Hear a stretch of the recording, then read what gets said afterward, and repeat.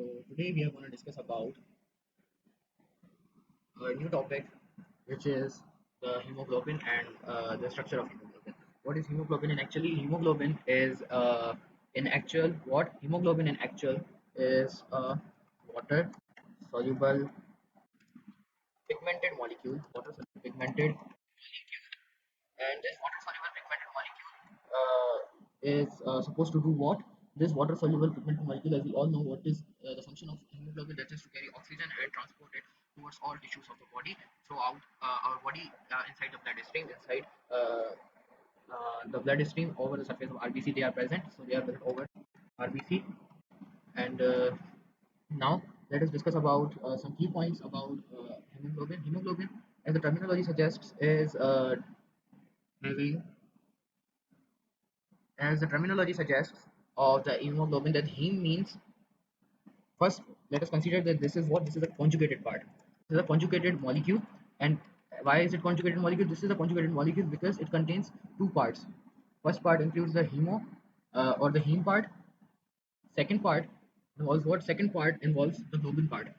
So heme here means what? Here heme means the pigmented part of the hemoglobin, whereas globin means what? Globin means the round protein, globular protein.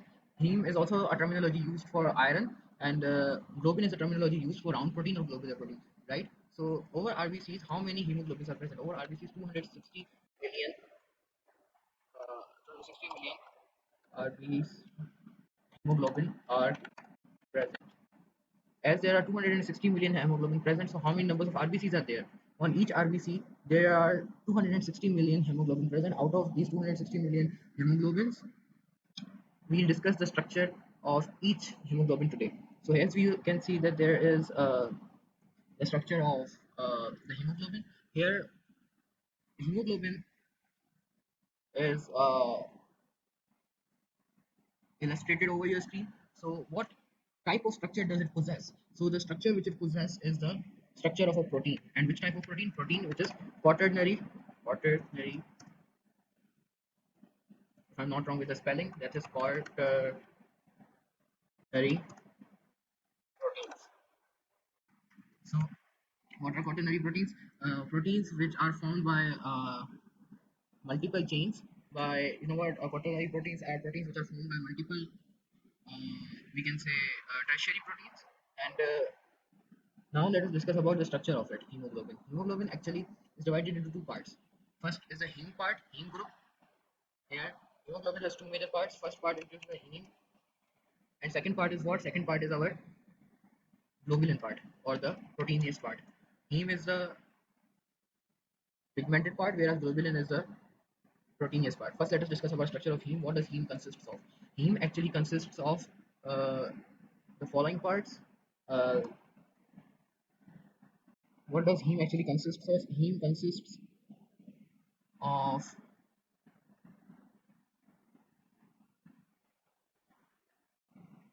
Heme actually consists of what? Heme consists of the porphyrin.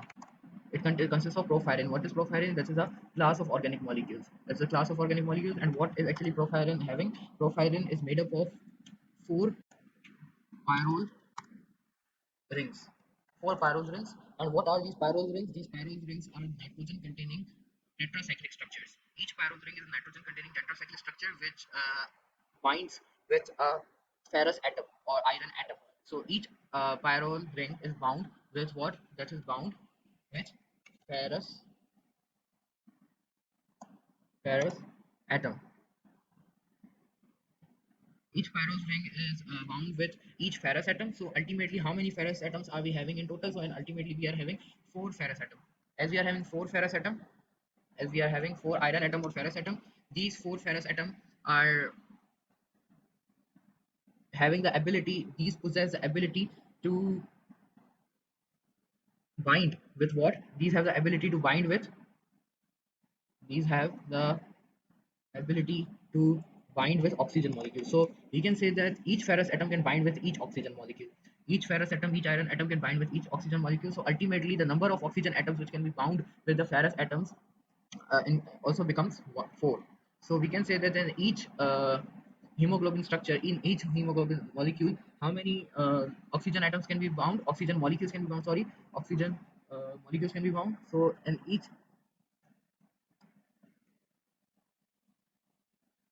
hemoglobin molecule, there are four pyrrole rings inside the porphyrin, and porphyrin is what?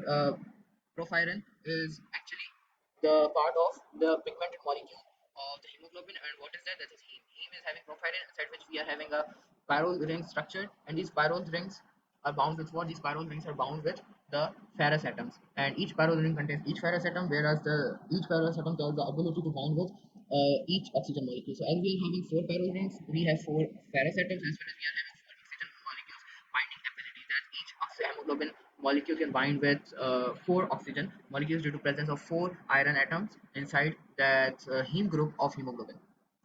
Now, what is a bond which binds? What is the bond which binds the pyrrole rings and the iron atom? So the bond which is found between the pyrrole rings and the ferrous atoms is known as a bond. Bond between pyrrole rings and ferrous atoms is known as a bond as methylene bridge. So methylene bridge is a bond which is found between the pyrrole rings and the ferrous atoms. Between each pyrrole ring and each ferrous atom, we are having a bond known as methylene bridge. And that methylene bridge bond contains what? That methylene bridge bond actually contains the CH2 functional group. CH2 functional group, due to which that is known as a methylene bridge bond, and that's a sort of strong bond. And now, after this, let us discuss about our next part, which is the globulin part. By the way, here you can also check it out, the structure of the hemoglobin. That here in this structure, you can see that heme group has been illustrated, has been indicated over here, that this round shaped pigmented molecule is known as heme. Alongside heme group, there are some other proteins as well, such as histidine. Histidine is actually not a protein but a chain of amino acids. So histidine is a chain of amino acids which we will discuss in the globulin part. So coming to the globulin part, a globulin part consists of what? It consists of polypeptide chain. As it consists of polypeptide chains, it consists of what sort of polypeptide chains? It consists of two. It consists of what? It consists of two alpha chains, two alpha, two beta, and in exceptional cases, we are having two alpha chains and two beta chains in adult hemoglobin. Adult hemoglobin, we are having two alpha chains and two beta chains, which are in paired form. Here you can also check it out, the structure, that beta polypeptide is being shown here in such a structure, that here we have beta 1. Beta 1 is on the right side and on the top right side of the hemoglobin molecule, whereas the beta 2 is present on the top left side of the hemoglobin molecule, whereas the alpha 1 is located where? Alpha 1 is located over the right and downward side of the hemoglobin molecule, and alpha 2 is present over the left side of the hemoglobin molecule at slightly towards the downward side, right? So this is actually the structure of what? This is the structure of uh, the globulin proteins, and these globulin polypeptide proteins are bound by which bond? As these are polypeptide chains, these are bound with which bond? These will be bound with the polypeptide bond. Afterwards, when it comes to the polypeptide bonds, uh, we have two alpha chains and two beta chains in adult hemoglobin only. While when it comes to uh, fetal hemoglobin, as we know that during the formation of fetus, what happens? Blood is also being formed in the, what, fetus, due to where we can say, due to which we can say that the hemoglobin which is formed in that case would be what? In that case, the hemoglobin which would be formed would be having its globulin proteins, but that globulin proteins would be having two alpha chains and two gamma chains.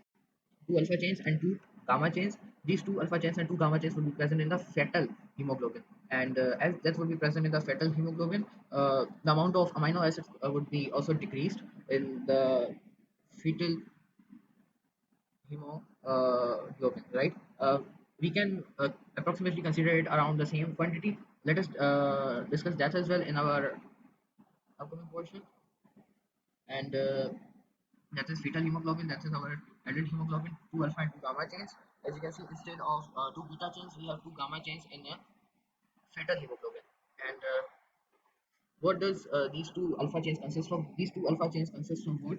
These two alpha chains consists of how many amino acids? These consists of 141 amino acids, whereas the two beta chains consist of 146 amino acids. Now here,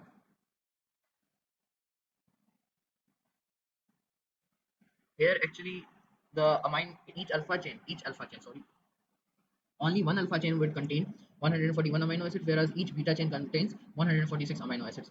So when we are going to count them, then our total answer would be what? Our total answer would be it's double, because we are having the alpha chains and beta chains in pair form. So as we are having them in pair form, so our answer would be what? Our answer would be double, and the number of amino acids present in the alpha chain and beta chain would be double. So we can say that it would be approximately 282 amino acids, and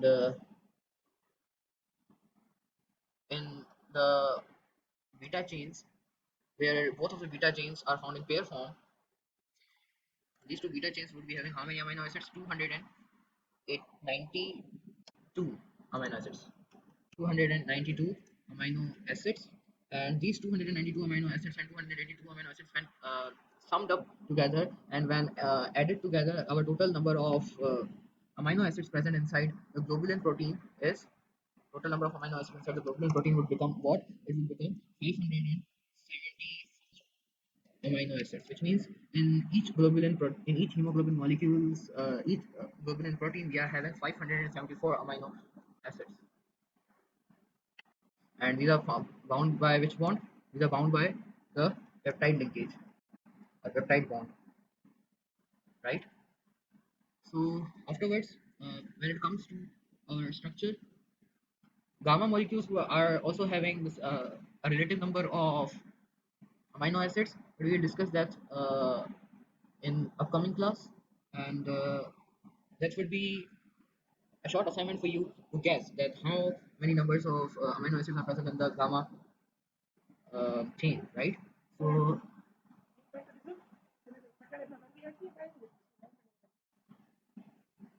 So, here we are having what? We are having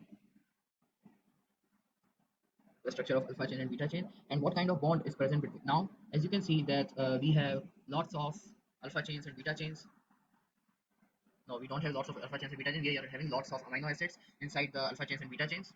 As you can see that there are lots of amino acids present inside the alpha chain and beta chain, and these are formed in the quaternary proteins form. And now let us discuss about a special protein which is present here. Not a protein, but we can say a special amino acid. A special amino acid, which is also considered as an essential amino acid. Essential amino acid.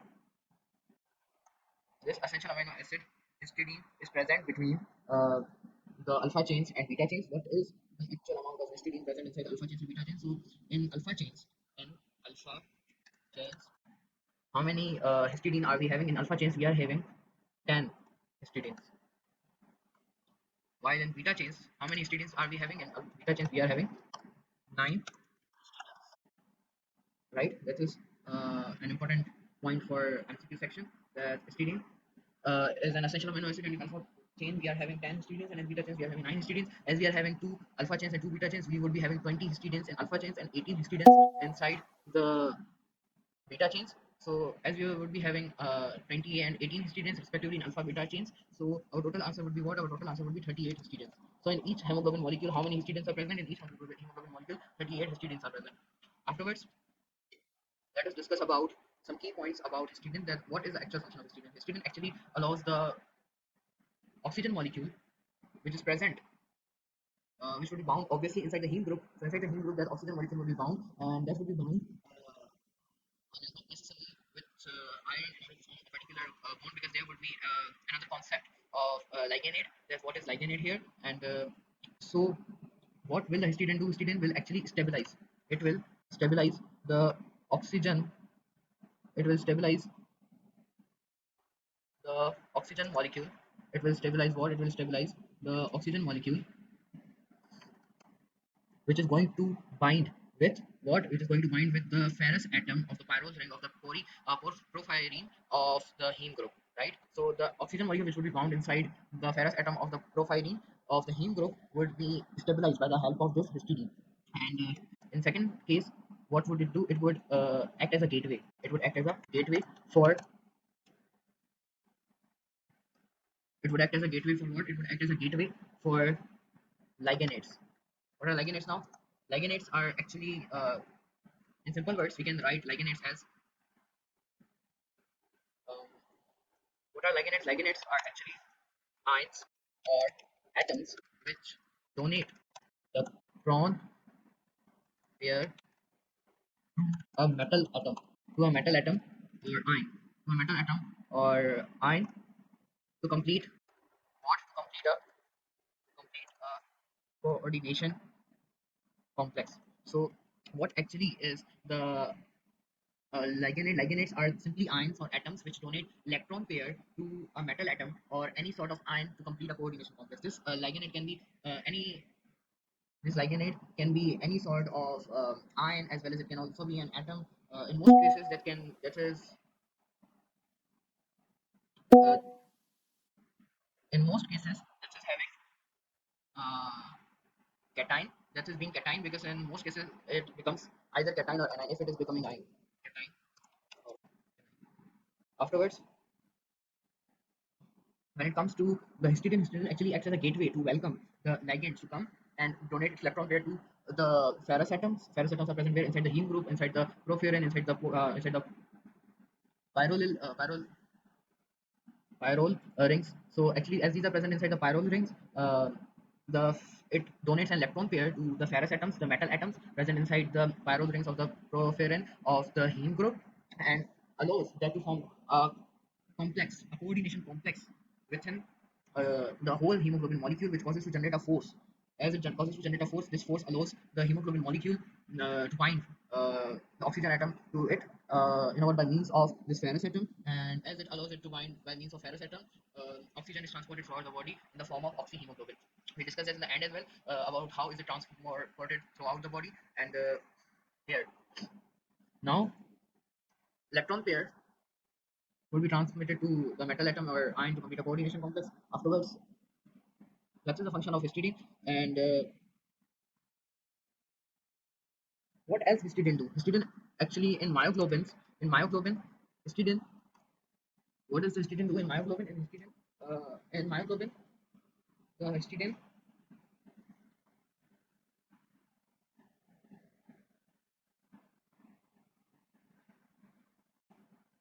Secondly, what does it do actually? So in myoglobin, it helps to maintain position of heme.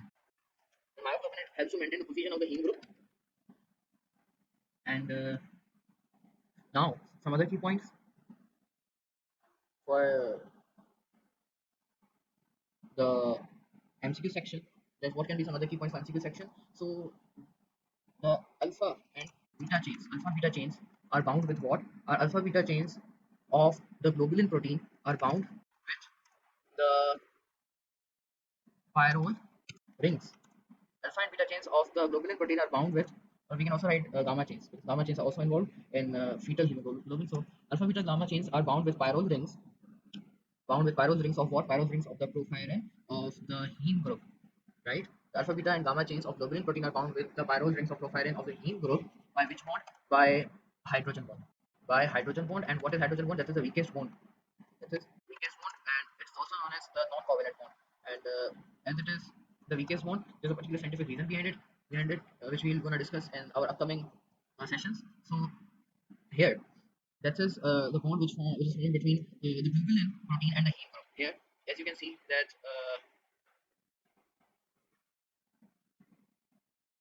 as you can see,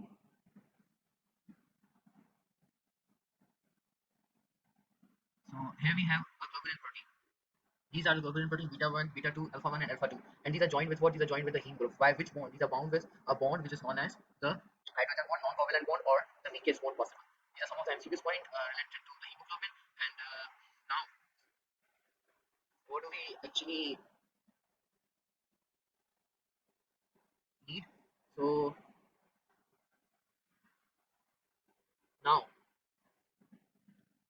let us discuss some key points regarding the structure, and that's a bit hard for me to explain over the computer screen. As you know, uh, being habitual to writing often gets hard for someone to use a computer. Anyways, so some key points about the heme group. That heme group is the component of the hemoglobin which provides heme group is the component of the hemoglobin which provides what? It provides the red color to the hemoglobin. And as we know that hemoglobin is which component? Heme group is a pigmented molecule that provides red color to the hemoglobin, due to which it makes the RBCs red. Afterwards, one more thing which we need to discuss here is about the normal range of hemoglobin which is present inside the human blood. So inside the human blood, in males, in males, the quantity of hemoglobin is around 14 to 16 gram per 100 milliliter of blood. Per 100 milliliter of blood, the normal quantity of hemoglobin present inside the males is 14 to 16 gram. 14 to 16 gram per 100 milliliter of blood is a normal quantity, or the normal or moderate, or we can say optimized quantity in which uh, the hemoglobin is supposed to be normal, right? So that is the quantity in which the hemoglobin is supposed to be normal, and that's a normal condition in which in a male, that's if in the 100 milliliter of blood we are having 14 to 16 gram of hemoglobin, then that is the normal quantity, that is the correct quantity. And if there's lack of hemoglobin, then obviously anemia will take place. And if hemoglobin is increased, then it can also cause some issues which we will discuss in our further videos as well. So for now, let us discuss to our point that what is the quantity of hemoglobin. In males, that is 14 to 16 gram per 100 milliliter of blood, and then females, that is 12 to 14, 12 to 14 per 100 milliliters. And some MCQs point here, MCQs point that in each hemoglobin molecule, 1 gram of hemoglobin contains how many milliliters of oxygen? Each 1 gram of hemoglobin contains how many milliliters of oxygen? That can be an answer which can be asked. So 1 gram of hemoglobin contains how many milliliters of oxygen? It contains 1.34 milliliters of oxygen. As it contains 1.34 milliliters of oxygen, so we can ultimately count the number of oxygens. Yeah, we can ultimately count the quantity of oxygen present in this ratio of hemoglobin. For suppose in an MCQs, if the person is supposed to ask us that a patient has tested his blood report, and inside his blood test, the hemoglobin ratio is around, the hemoglobin ratio is not the ratio actually, but what is the quantity of hemoglobin in his blood test in a patient's body. In a patient's body, there is hemoglobin level which is 15 gram, for suppose, right? That is 15 gram of hemoglobin per 100 milliliter of blood. So if a patient's body is having 15 gram of hemoglobin per 100 milliliter of blood, then we can also find out that per 100 milliliter of blood, how much oxygen can be carried in per 100 milliliter of blood, right?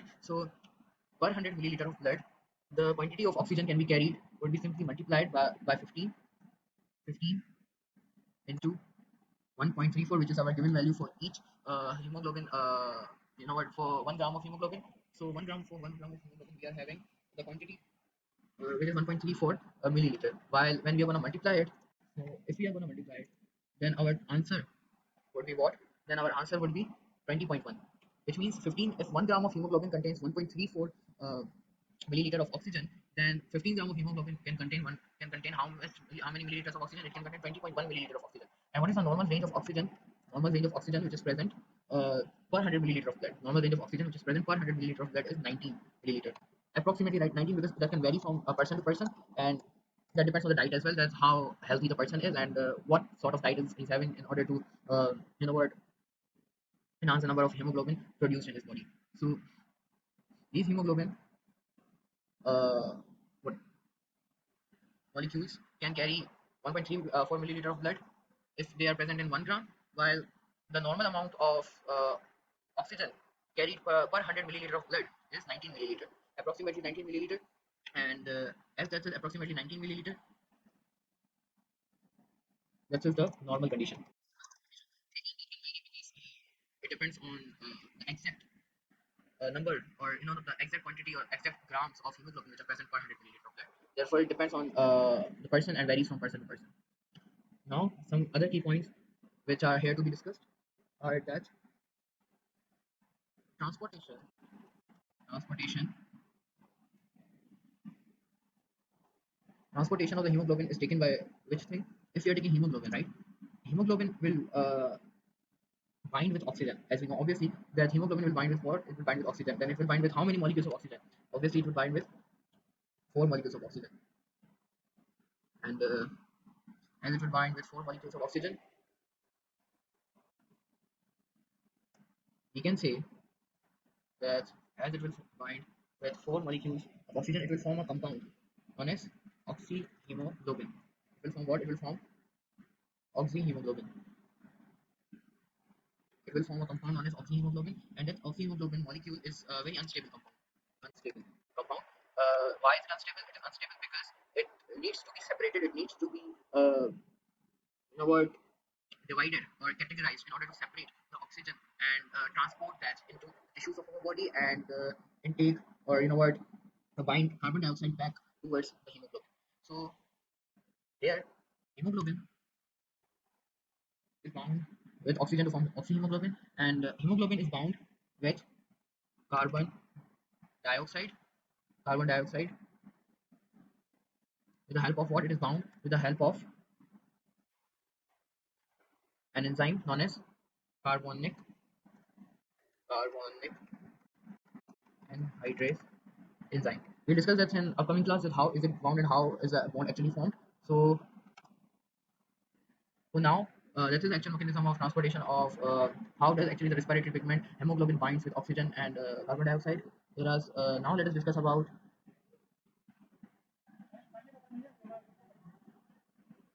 now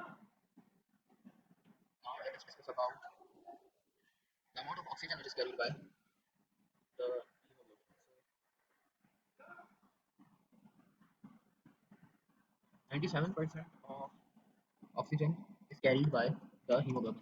97% of oxygen is carried by the hemoglobin. That is again an MCQ point. There's 97% of oxygen is carried by the hemoglobin, whereas 1 to 3% of oxygen is carried by the plasma. That is saturated inside the plasma, and inside the blood plasma, as it becomes saturated, it is transported to the tissues of the body. Whereas while in hemoglobin, it binds with the ferrous atoms inside the heme group and forms oxyhemoglobin. And at sea level, one more MCQ point, that at sea level, 120 grams of hemoglobin is present per 100 milliliter of blood. At sea level, per 20 gram of hemoglobin is present per 100 milliliter of blood. Per 100 milliliter of blood, right? So per at the sea level, we are having 20 gram of hemoglobin per 100 milliliter of blood, and I hope uh, you would not have gotten tired. So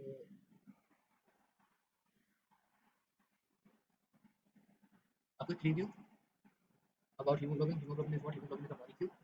Is a water-soluble conjugated pigmented molecule that has the ability to bind with oxygen and carry it towards the tissue of the body. Which consists of two parts, heme part and a second part, which is known as the globulin part. And alongside heme part and globulin part, we are having what? We are having the histidine, which is a part. Histidine is a part which stabilizes the oxygen molecules, as well as histidine acts as a gateway for the ligands. And thirdly, what is the histidine doing? Histidine actually in myoglobin is maintaining the heme group of the hemoglobin in the myoglobin, right? In myoglobin, that maintains the heme group of the myoglobin, while when it comes to transportation, hemoglobin binds with oxygen to form the hemoglobin, and by the help of carbonic anhydrase enzyme, it binds with hemoglobin and forms you know what, a specific compound which we will discuss in upcoming video. And here are some information points and MCQs point. Whereas in male, the normal quantity of hemoglobin is 14 to 16 gram per 100 milliliter of blood, whereas in females, the normal quantity of hemoglobin is 12 to 14 gram per milliliter of 100 milliliter of blood. So that's all about today's class, and hope you enjoyed the video. See you for the next.